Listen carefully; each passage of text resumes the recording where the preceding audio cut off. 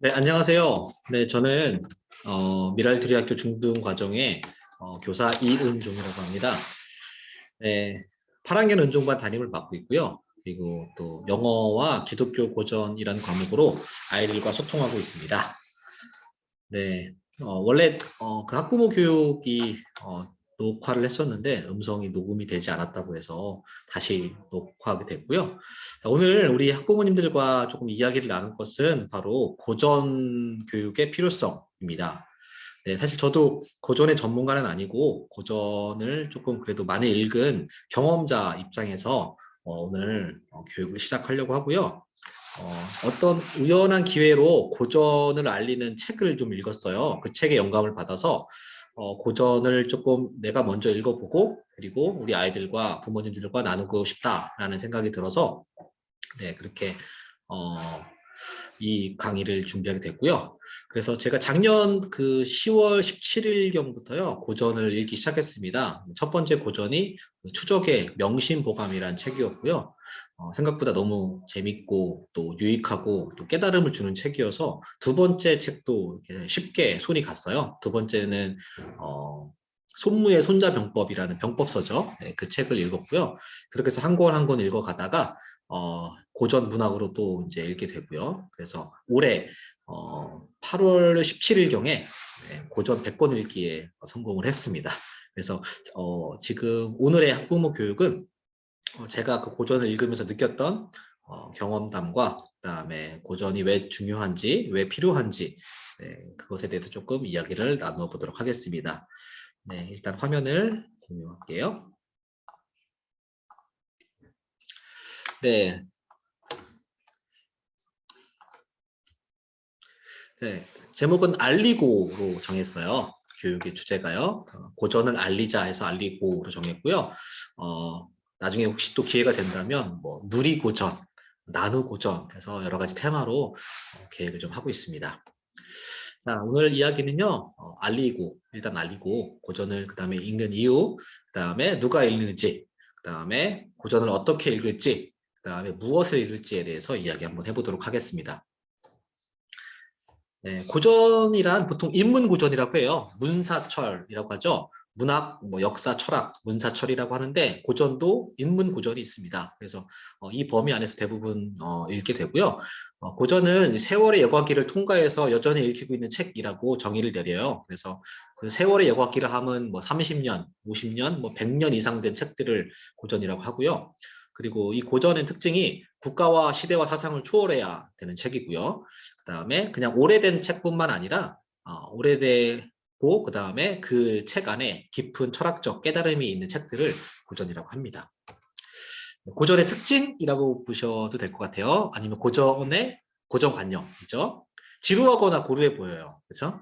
그리고 어려운 언어로 되어 있고 딱딱하다. 그래서 읽지 않기 때문에 책장 구석에 있고 누렇게 먼지가 끼어 있다. 제목은 아는데 내용은 잘 모른다. 그리고 왜 읽는지 모르겠고 좀처럼 손이 가지 않는다라는 특징을 갖고 있는 게 고전이 아닐까라고 생각해요. 하지만 고전을 읽어본 사람들은 이게 고전의 특징이 아니라 고전에 대한 고정관념이다라고 느끼실 겁니다. 네. 근데 고전 정말 어려울까요? 우리 아이들이 못 읽을 정도로 어려울까요? 네. 제가 처음에 읽었던 명심보감을 가져왔습니다. 네. 바다에 물이 마르면 나중에는 밑이 보인다. 하지만 사람은 죽어도 마음을 알지 못한다. 네. 명심보감의 한 구절인데 사실 내용만 보면 어렵지 않습니다. 그렇죠? 근데 위에 있는 그 한자 때문에 조금 어렵게 느껴지지 않을까라는 그런 좀 저는 생각을 해요. 네, 우리 미랄두리학교 아이들을 생각했을 때 우리 아이들 정도의 문해력이라면 충분히 읽을 수 있고요. 충분히 자신의 생각을 개진할 수도 있지 않을까 싶습니다.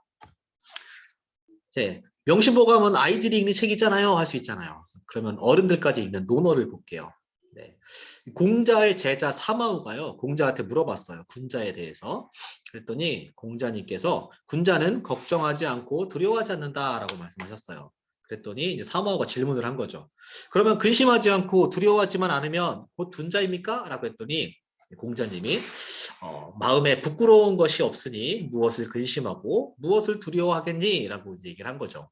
그래서 군자는 두려워하지 않고 근심하지 않는 게 군자가 아니라 마음에 부끄러운 것이 없는 게 더 중요하다라고 이렇게 말씀을 나누고 있죠. 뭐 어렵지 않습니다. 네, 우리가 알고 있는 고전 철학, 논어도 생각보다 어렵지 않아요. 우리 아이들이 충분히 읽을 수 있다고 저는 생각합니다. 이런 것들이 고전이라고 볼 수 있죠. 뭐 허클베리 핀의 모험, 뭐 정조 왕께서 쓰신 일등록, 그다음에 너무나 유명한 우리 어린 왕자, 꽃들에게 희망을. 꽃들에게 희망을은 지금부터 딱 50년 된 책이네요. 네, 고전의 범위에 들어가 있는 책이고요. 목민심서, 뭐 동물농장, 어렸을 때 한 번쯤 들어봤거나 읽어보신 분 계실 거고요. 오지의 마법사, 선생님 이런 것도 고전인가요? 네, 고전 문학 맞습니다. 독서의 기술, 네, 이거는 자기계발서인데 고전에 들어가 있는 되게 흔치 않은 그런 책이고요. 비밀의 화원, 그다음에 소크라테스의 변명, 네, 무려 BC 399년에 쓰여진 책이에요. 아직까지 살아남은 그런 책들이죠. 이런 것들을 고전이라고 우리는 부르죠. 자, 고전을 왜 읽을까 한번 봐도록 하겠습니다. 저는 이 5가지 이유 때문에 읽는데 사실 이유는 훨씬 많습니다. 뭐 요즘으로 따지면 논술에도 좋다, 문해력에 좋다, 그다음에 뭐 인성에도 좋다, 여러 가지 이유가 있지만 이 5가지 이유로 한번 정리해봤고요. 저는 고전이 천재들이 쓴 책이라고 생각합니다. 각 분야의 천재들이 쓴 책이라고 생각하는데, 네, 이분은 맹자예요. 맹자를 쓴 맹자죠. 기원전 372년에 태어났습니다. 84세를 사셨고요. 공자가 죽은 지 100년 후에 태어난 사람입니다. 출간된 지가 무려 2311년 됐죠. 우리는 천재인 맹자를 만날 수는 없어요. 이미 돌아가셨기 때문에. 하지만 맹자가 남긴 맹자를 읽으면 맹자 선생님에 대해서 자세히 알 수가 있습니다. 네, 맹자에 나오는 한 구절인데 쭉 읽어보시면 이게 마치 성경 구절 같기도 해요. 그만큼 이분이 뭐 크리스찬은 당연히 아니겠지만 이게 하나님께서 주신 마음이 또 비슷비슷하지 않을까. 네, 이런 현인들도 이렇게 이런 생각을 했구나라는 걸 알 수 있지 않을까 싶습니다. 네. 자, 그다음 이분은 제가 대학교 때 처음 접했던 그런 고전인데요. 우리 읍내라는 책을 쓴 손턴 와일더라는 사람입니다. 네, 하버드 대학교 시문학 교수였고요. 이분은 그렇게 유명하지 않아 보이지만 굉장히 유명한 분입니다. 1938년에 연극 분야 퓰리처상을 수상한 그런 분인데 우리 읍내가 대표작이에요. 네, 우리는 이분을 만날 수 없어요. 돌아가셨기 때문에. 하지만 이분의 책을 보면 이분을 간접적으로 만날 수 있겠죠. 네, 우리 읍내라는 책 지금도 연극으로 상영이 되고요. 네. 이게 우리 읍내 마지막 부분에 나오는 그런 대사예요. 주인공이 죽었는데 하루의 기회를 받습니다. 자기가 가장 그 기억에 남을 만한 하루로 돌아갈 수 있는 기회를 부여받는데 자기 생일로 돌아가요. 몇 번째 생일인지 기억 안 나는데 생일로 돌아가는데 그 하루를 지내면서 이제 슬픈 거죠. 자기는 죽었고 이때가 너무나 아름다웠고 그러면서 이 대사를 쭉 읽고 이제 이야기가 마무리됩니다. 네, 마지막에 보면 살면서 자기 삶을 제대로 깨닫는 인간이 있을까요? 매 순간마다요. 네, 너무 철학적이죠. 네, 한 번쯤은 우리 이런 생각을 하지 않나 싶어요. 저도 이 부분을 읽으면서 가슴이 되게 막 뭉클했던 기억이 납니다. 자, 저는 또 사고의 깊이 때문에 고전을 읽습니다. 네. 마르쿠스 아우렐리우스 황제가 쓴 명상록입니다. 로마의 16대 황제고요. 네, 이분은 거의 전쟁터에서 인생의 대부분을 이제 보낸 분인데 그 삶과 죽음의 그 처절함 속에서 자기 일기를 쓴 게 명상록이라는 책으로 발간이 됐습니다. 사적인 개인 일기죠. 네. 여기 보면은 이제 선행, 봉사에 대해서 자기 글을 썼는데 읽어볼게요. 어떤 사람은 남에게 봉사를 해주고 나서 마치 커다란 은혜라도 베푼 것처럼 자기 장부에 기록해둔다. 또 어떤 사람은 기록은 하지 않더라도 마음속으로 그 상대방을 채무자로 간주하고 자기가 베푼 일을 항상 기억해두고 있다. 네, 이런 사람들이 있다라고 주변에 쓰면서 자 밑에 또 보면 진짜 제대로 된 사람은 절대 그것을 과시하지 않는다. 그리고 포도나무가 다음 해의 포도를 맺기 위해 준비를 하듯이 곧장 다음에 선행으로 옮겨간다. 그러니까 선행에 대한 자기 의견을 이렇게 비유적으로 정말 깊은 묵상을 해서 남겼습니다. 이 책은요, 책 보시면 인덱스가 많이 붙어 있잖아요. 그렇죠? 중요한 부분만 인덱스를 붙이려고 했는데 이 책은 정말 모든 페이지가 인덱스를 붙여야 할 만큼 그렇게 깊은 사고가 들어있는 책입니다. 한번 꼭 읽어보세요. 자, 저는 또 이제 읽는 재미 때문에 고전을 읽는데요. 이반 데니소비치의 수용소의 하루라는 책입니다. 러시아 작가 알렉산드로 솔제니친이 썼고요. 네, 되게 재밌어요. 소설인지 자기 이야기인지 구별이 안 갈 정도로 정말 생생한 묘사가 있고요. 상황 묘사가 기가 막힙니다. 네. 이 주인공이 시베리아 수용소에 갇히게 되는데 그곳에서의 하루를 쓴 책이에요. 시베리아의 혹독한 추위를 읽으면서 느낄 수 있고요. 3,635일 중에 단 하루를 기록한 책입니다. 명대사도 이렇게 있고요. 네, 이 책은 한번 그렇게 길지 않은 책이기 때문에 한번 꼭 읽어보기를 우리 부모님들께 추천드립니다. 자, 그다음에 이 과거의 문제는 과거에 끝나는 게 아니라 현재에도 지속되기 때문에 저는 고전을 읽습니다. 토마스 모의 유토피아입니다. 임진왜란 전에 쓰여진 책인데 그때 이미 기본소득이나 부의 재분배, 직업교육, 뭐 부의 편중, 사회 부조리 이런 내용을 언급했어요. 네, 그래서 이것들이 사실 아직도 이슈가 되고 있잖아요. 그렇죠? 그래서 네, 예. 과거의 천재들은 어떤 생각을 했을까라고 생각하면서 읽으면 정말 도움이 되는 그런 책입니다. 자, 군주론이죠. 네. 뭐 과거에도 이슈가 됐던 게 리더가 중요했죠. 한 리더 때문에 국가의 흥망성쇠를 좌지우지하기도 했고요. 네, 그래서 리더의 조건을 알 수 있는 책이죠. 너무나 유명한 책이죠. 그래서 마키아벨리가 쓴 건데 마키아벨리즘을 만들어낸 장본인입니다.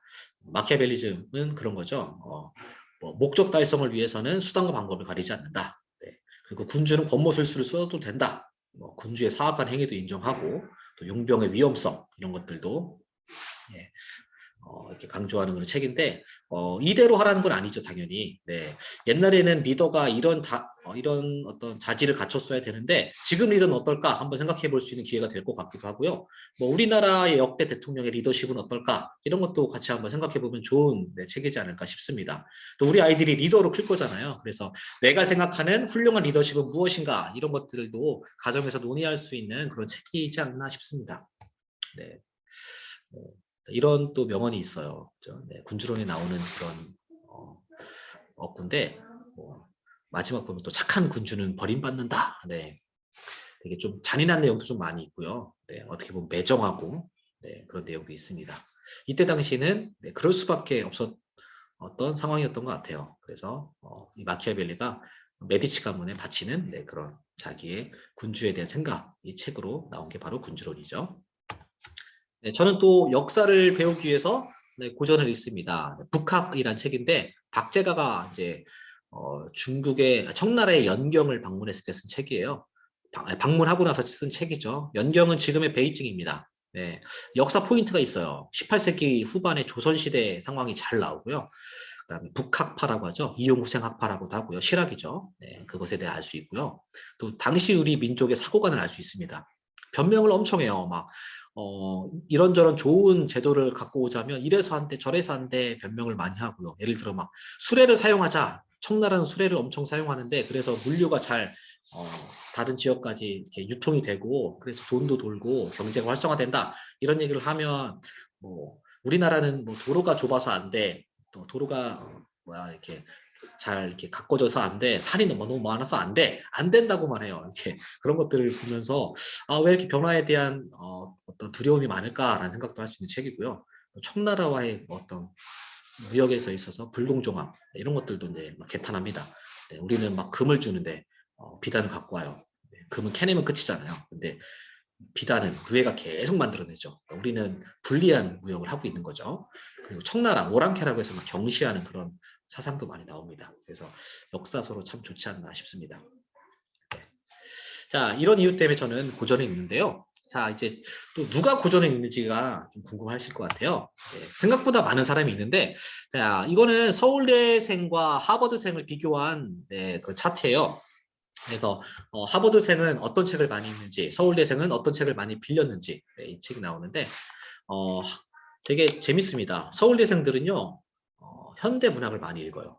네, 대출을 많이 하고요. 하버드생은 대부분 다 고전입니다. 네, 뭐 위대한 개츠비, 호밀바디 파수꾼, 제와벌 유명한 책들이죠. 제인 에어도 있고요. 네. 그래서 현대 문학이 나쁘다는 건 아닌데 어떻게 이렇게 다를 수가 있지? 네. 그래서 어, 이 자료를 보고 서울대에서 어떤 경각심이 있지 않았나 스스로 추측해 봅니다. 그래서 이 교수가 되게 교수를 통해서 고전을 알리기 시작하는데 김원 교수님이에요. 인문학 교수님인데 이분이 우리나라의 그리스 로마 신화의 권위자입니다. 이분이 서울대에서 그리스 로마 신화 강의를 시작합니다. 많은 학생들이 이분 강의를 듣고 고전에 대한 편견을 버리고 고전을 읽기 시작한 것 같아요. 이건 전적으로 제 추측입니다. 그리고 나서 서울대학교에서 권장도서 100선을 추천하지 않았나 또 추측해 봅니다. 추천 도서가 바뀌었어요. 보시면 알겠지만 한국 문학에서 전부 다 고전입니다. 고전으로 싹 바뀌었어요. 박경리의 토지도 있죠. 최인훈 선생님의 광장이라는 소설도 있고요. 다 고전이에요. 외국 문학도 보면 거의 다 고전입니다. 고전이 아닌 게 없어요. 그죠? 제가 읽고 있는 요즘에 카라마조프가 형제들도 있네요. 반갑네요. 네, 다 고전이죠. 동양사상 고전. 이게 우연의 일치일까요? 서울대에서 현대문학을 좋아하는 학생들에게 고전을 추천하는 게 과연 우연의 일치일까? 자, 비단 우리나라뿐만 아니라 시카고 대학도 고전을 굉장히 좋아하는 학교입니다. 유명한 대학인가요? 라고 이제 질문을 많이 받아요. 네. 저도 처음에 몰랐지만 전 세계적으로 유명한 대학입니다. 네. 전 세계 대학 순위 9위입니다. 설립자는 록펠러이고요. 1890년도에 설립했습니다. 네. 초창기에는 삼류대학이었어요. 진짜 둔재들만 갔대요. 근데 1929년 이후부터요. 노벨 수상자들이 등장하는 게 아니라 대거 등장한다고 그렇게 기록이 돼 있습니다. 진짜 찾아봤더니 어마어마한 숫자의 노벨상 수상자들이 나왔어요. 일명 노벨상 왕국이라는 시카고 대학. 자, 보시면 알겠지만 각 분야에서 무려 90명에 달하는 현재까지예요. 2022년까지 90명에 달하는 사람들이 노벨상을 수상했습니다. 우리나라는 지금까지 한 명이죠. 김대중 대통령 노벨 평화상. 국가를 초월하는 대학이라고 보시면 될 것 같아요.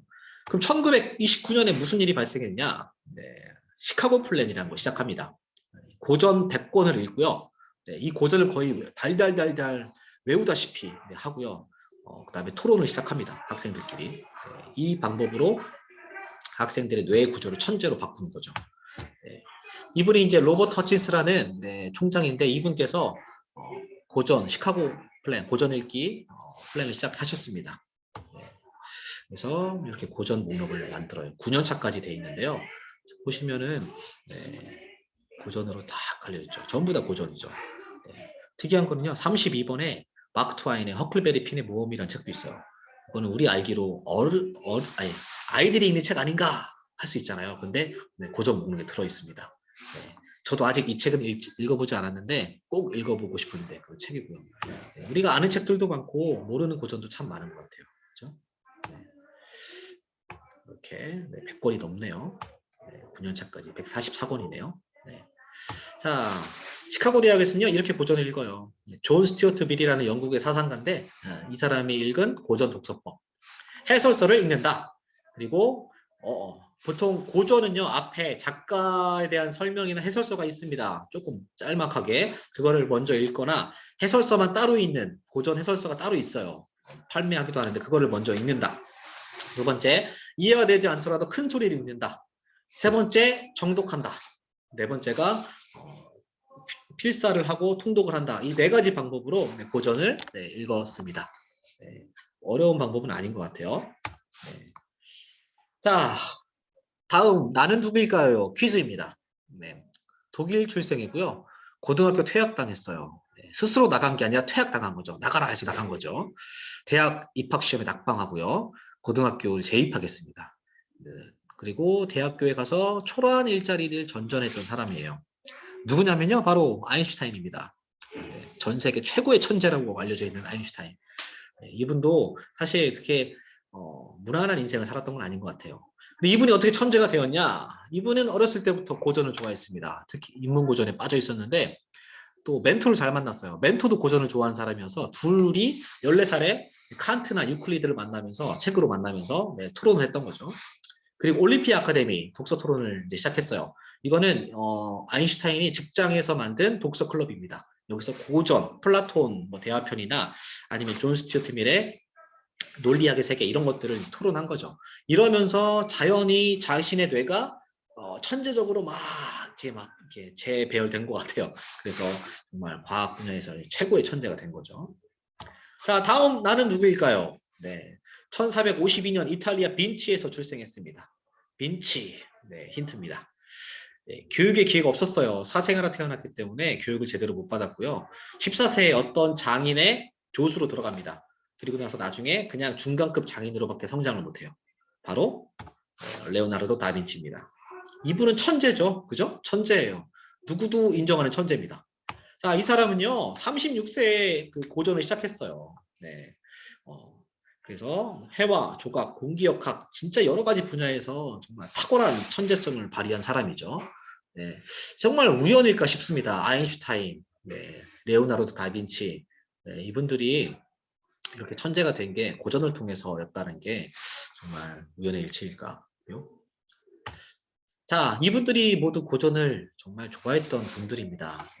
네, 왼쪽에 위에 마키아벨리가 있고요. 그 옆에 피카소도 있고요. 김구 선생님 계시고요. 그죠? 바로 밑에 TV를 잡고 계신 이분은 이제 백남준 선생이죠. 미디어 아티스트. 그 밑에는 일본의 제일교포예요. 소프트뱅크 장립자인 그 성함을 까먹었네요. 손 뭐였는데, 그죠? 네, 밑에는 또 쇼팽, 그다음에 슈베르트도 있습니다. 이렇게 음악가들도요 고전을 많이 읽습니다. 왜 음악가들이 고전을 읽을까요? 네, 아시겠지만 자기 분야의 최고가 되기 위해서는 철학이 필요해요. 그렇죠?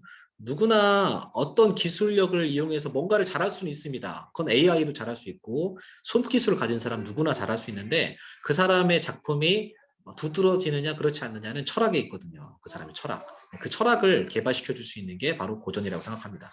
왜냐하면 고전을 읽다 보면요 생각을 할 수밖에 없어요. 읽는 것 자체도 쉽게 읽히는 책이 아니기 때문에 생각을 해야 되고 그 다음에 어떤 고전이든 그 안에 중요한 메시지가 있고 철학적 가르침이 있기 때문에 생각할 수밖에 없습니다. 그런데 아까도 말씀드렸지만 그 철학적 가르침이 과거에만 국한되는 게 아니라 현재에도 이어지기 때문에 우리 아이들이 반드시 읽어야 되겠다는 생각을 저는 하고 있습니다. 꼭 아이들한테 읽혔으면 좋겠어요.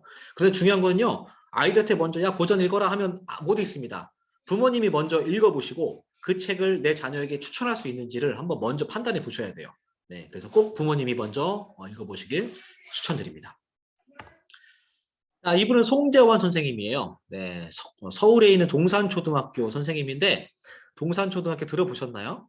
네, 이 학교는 누구나 갈 수 있는 학교가 아닙니다. 추첨을 통해서 갈 수 있는 학교고요. 이분이 고전 읽기를 이 학교에 뿌리신 거예요.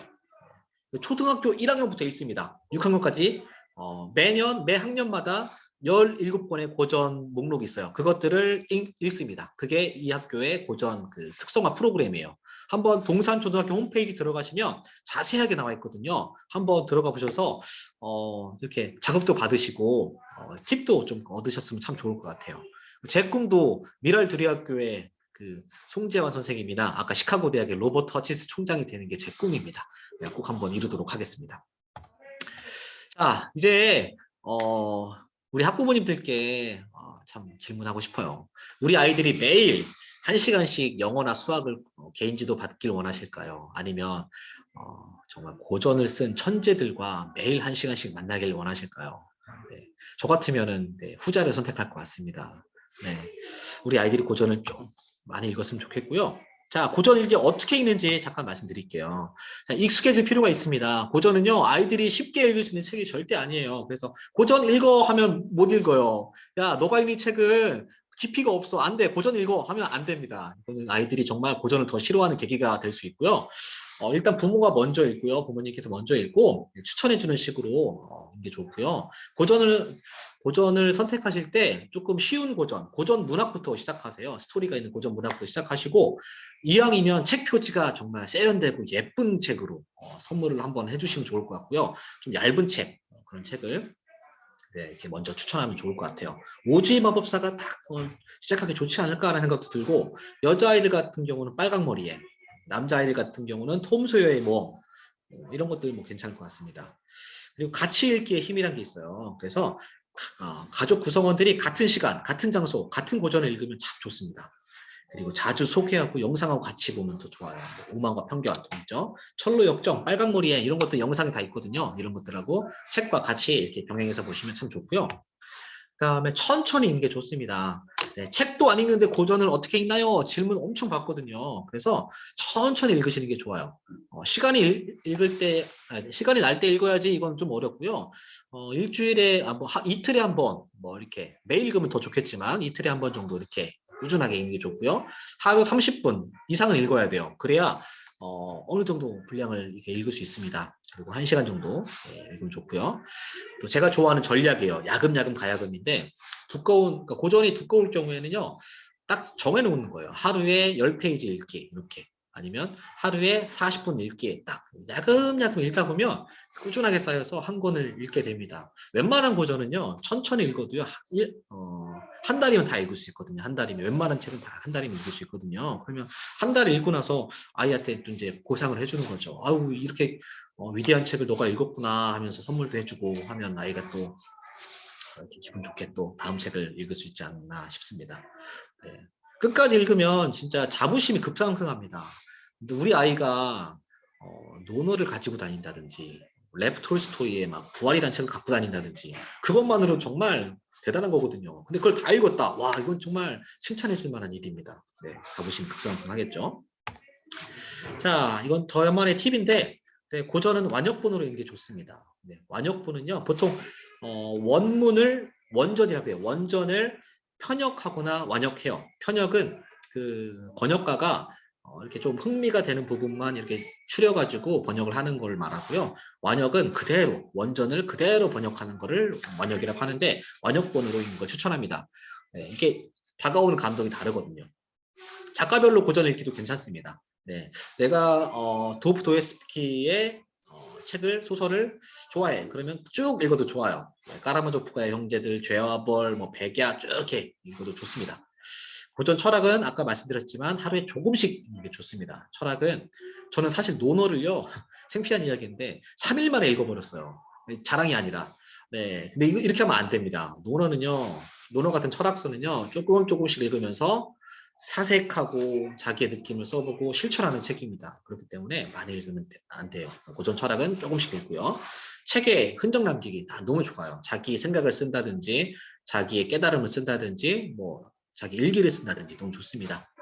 필사는 더더욱 좋죠. 명심보감이나 잠언이나 탈무드는 필사할 수 있는 책입니다. 이런 것들 책 필사하면 참 좋고요. 한 권을 여러 번 읽어도 좋습니다. 네, 다독보다는 네, 정독, 그다음에 슬로우 리딩이 참 좋은 것 같아요. 그리고 신문과 병행해서 보면 더할 나위 없이 좋은 게 바로 고전이죠. 자, 독후 활동입니다. 네, 이런 것들이 있습니다. 한번 참고해 보시면 좋을 거고요. 이것들은 꼭 고전에만 해당되는 건 아니고 독서하는 친구들에게 추천할 수 있는 약간 일반적인 형태의 어떤 그런 독후 활동입니다. 네, 당연히 고전에도 해당이 되고요. 네. 자, 미랄두리학교 고전은요, 네, 기독교 고전 시간에 배우고 있고요. 네, 첫째, 둘째 때는 철로 역정을 했고요. 8학년입니다. 네, 셋째 배움마당에는 부활을 이제 읽었고요. 그다음에 넷째 배움마당 세왕 이야기를 하고 있습니다. 네, 오른쪽에 뭐 기도문 있죠? 이건 철로 역정에 나온 기도문을 제가 그대로 옮겨서 스티커로 만들어서 아이들한테 줬어요. 그래서 붙여놓고 너네가 시간 날 때마다 기도해라 라고 얘기했고요. 네, 이렇게 생각 담기를 해서 글 쓸 수 있는 것들도 했고요. 네, 이렇게 습관 만들기도 해봤고요. 네, 저는 벌써 이렇게 자기 생각을 글로 옮기는 걸 좋아합니다. 네, 잠언. 이거는 소영반과 은종반, 8학년 소영반, 은종반이 잠언 필사, 전도서 필사를 한 것들이고요. 네, 무엇을 읽을까? 네, 중요하죠. 네, 저는 보통 성경 이렇게 7장 읽고요. 그 다음에 고전 철학 7장 정도, 10장 정도 읽고요. 고전 문학을 1시간 이상 읽습니다. 네, 이것들은 학부모님들 한번 읽어보시라고 추천합니다. 빨강머리엔, 네, 그 다음에 죄와 벌, 네, 너무 재밌는 책이죠. 그 다음에 톨스토이의 부활, 네, 기독교인들이라면 꼭 읽어봐야 되는 책. 그 다음에 명상록, 아까 소개했던 개인 철학 일기, 사적인 철학 일기죠. 네, 마지막은 제가 가장 좋아하는 안나 카레니나, 레프 톨스토이가 쓴 3권의 장편 소설입니다. 네, 이 책을 읽고 눈물이 났습니다. 네. 자, 아이들 이런 책들 좋아요. 고전 문학, 톨스토이 단편선, 뭐 안내일기, 현진건 운수 좋은 날, 노인과 바다, 크리스마스 캐럴, 스크루지 나오는 그런 책이죠. 홍길동전, 비밀의 화원, 오만과 편견, 네, 빨강머리엔. 제가 다 읽어본 책들이고요. 제가 읽었기 때문에 읽어라 이거 절대 아닙니다. 여기 제가 여기 실은 이유는요. 이 정도면 우리 아이들이 읽을 수 있습니다. 네, 그래도 한번 읽어본 사람이 추천하는 그런 책이고요. 네, 동물농장, 갈매기의 꿈, 좋은 책들 너무나 많죠. 네, 많습니다. 이런 책들을 자녀분들한테 한번 추천해보면 어떨까 생각해봅니다. 자, 고전 철학 역사, 네, 백범일지, 난중일기, 너무나 훌륭한 책이죠.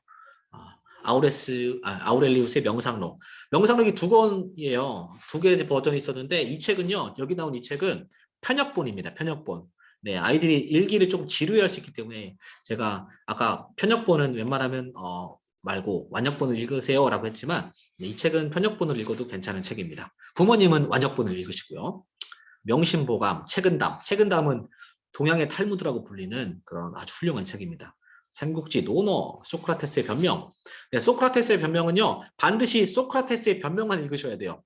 뭐 뒤에 뭐 있어요, 뭐 크리톤, 뭐 여러 가지 이렇게 같이 붙은 게 있는데 그것들은 너무 어렵습니다. 네, 저도 읽다가 너무 이렇게 힘들게 본 책인데 소크라테스의 변명은 중등과정 아이들이 읽을 수 있는 책입니다. 징비록, 안중근, 네, 이런 것들이 네, 여러분들이 우리 자녀들이 읽으면 참 좋은 책이 아닐까 싶습니다. 그다음에 기독교 고전이에요. 세왕 이야기. 이거는 네, 너무나 유명한 고전이죠. 하나님의 임재 연습, 겸손, 기도의 능력 이게 하나의 세트인데요. 두껍지 않은 책인데 꼭 읽어봤으면 좋겠어요, 아이들이. 그다음에 철로역정, 탈무드. 네, 무엇보다도 성경을 꼭 읽어야 되겠죠. 네, 저는 그렇게 생각합니다. 성경을 읽지 않으면 네, 고전도 의미가 없다. 네, 왜냐하면 우리 아이들의 중심에는 성경이 바로 잡혀야 되고요. 죄송합니다.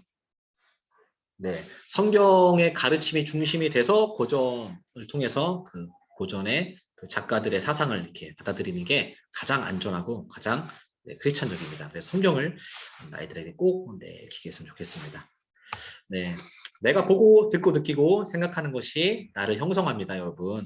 우리 아이들이 뭐 현대문학 좋은 책도 많아요. 네, 저는 고전을 무조건 고전만 읽으세요 이런 건 아니고요. 아이들이 읽는 책 10권이 있다면 그중에 한두 권 정도는 고전이 있으면 어떨까라는 생각이 들고요. 네, 사실 저는 그러니까 요즘 책들은 사실 많이 읽지 않아요. 네, 제 책장을 보시면 대부분 다 고전입니다. 네, 한번 고전에 빠지면 고전에 계속 읽게 되거든요. 그래서 우리 아이들도 고전을 읽고 영감을 받고 고전을 읽어가는 횟수, 고전을 짚는 그 권수도 이렇게 많아졌으면 하는 바람으로 오늘 강의를 마련했고요. 사실 오프라인 학부모 교육 때 더 많은 이야기를 했습니다. 네, 그런데 오늘 좀 이렇게 제가 압축해서 이제 말씀을 드렸고요. 나중에 기회가 된다면 제가 강의 초반에 말씀드렸듯이 이제 알리고는 했으니까 알린 것에 그치지 않고 어떻게 좀 더 심도 있게 읽을 수 있는지 어떻게 고전을 뭐 이렇게 글쓰기로 이어갈 수 있는지 토론으로 이어갈 수 있는지 그런 것들 누리고 나누고 이런 것들을 한번 기획해서 기회가 되면요 또 불러주시면 네, 내년에 한번 교육을 한번 시도해보도록 하겠습니다. 네, 늦은 시간까지 네 이렇게 네 늦은 시간까지 이렇게 이야기를 들어주셔서 감사합니다. 네, 그러면 학부모 교육을 마치도록 하겠습니다. 네, 안녕히 계세요.